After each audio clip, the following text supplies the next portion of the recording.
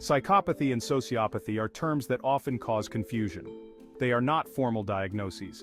Instead, they describe traits that fall under a broader category called antisocial personality disorder, or ASPD. Think of ASPD as an umbrella. Both psychopathy and sociopathy fit under this umbrella. People often use these terms interchangeably, but there are key differences. Both psychopaths and sociopaths struggle to follow societal rules. They may disregard the feelings and rights of others.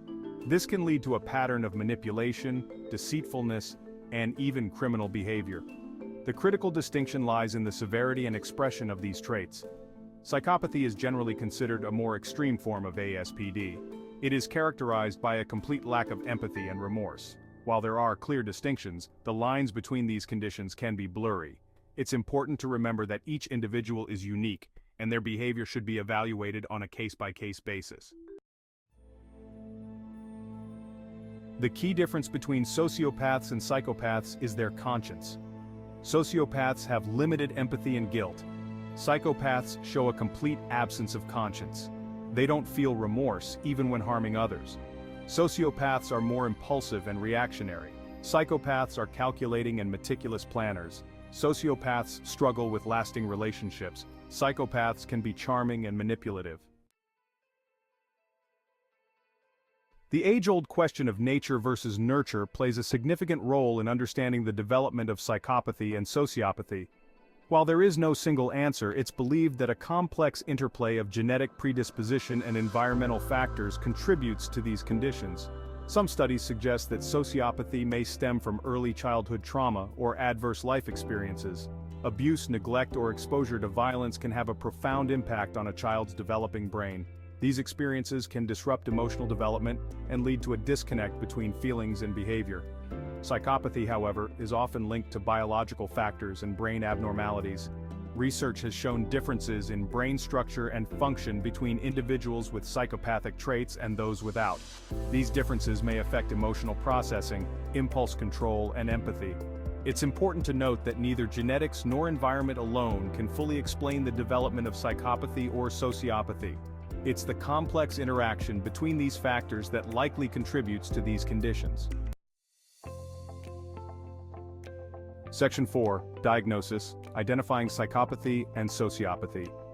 Diagnosing psychopathy and sociopathy can be challenging. As mentioned earlier, these are not formal diagnoses listed in the Diagnostic and Statistical Manual of Mental Disorders, the DSM-5. Instead, they are considered presentations or subtypes of antisocial personality disorder, or ASPD. To diagnose ASPD, mental health professionals look for a pervasive pattern of disregard for and violation of the rights of others. This pattern must be present since the age of 15 and is characterized by several behavioral criteria. These criteria include deceitfulness, impulsivity, irritability and aggressiveness, reckless disregard for safety, consistent irresponsibility, and lack of remorse. A qualified mental health professional will conduct a thorough assessment, including interviews, psychological testing, and a review of the individual's history. Distinguishing between psychopathy and sociopathy within the context of ASPD involves evaluating the severity and specific expression of these traits. This distinction often relies on clinical judgment and a comprehensive understanding of the individual's history and behavior patterns. Section 5. Treatment, navigating the challenges. Treating psychopathy and sociopathy presents significant challenges. Lack of empathy and remorse can make traditional therapy difficult. Individuals may not see their behavior as problematic. Some therapeutic approaches may help manage symptoms. CBT can help modify thought patterns and behaviors. Success depends on the individual's willingness to engage. Medication is not a primary treatment but can address co-occurring conditions. It's important to approach treatment with realistic expectations. The goal is to manage symptoms and improve quality of life. Dispelling misconceptions, separating fact from fiction. Psychopathy and sociopathy are often portrayed negatively in popular media. Movies and TV shows depict them as violent criminals or master manipulators. Not all individuals with these traits engage in criminal behavior. Many live relatively normal lives. Another misconception is that they are inherently dangerous. Each individual is different, influenced by many factors. Dispelling myths promotes understanding. Knowledge is power.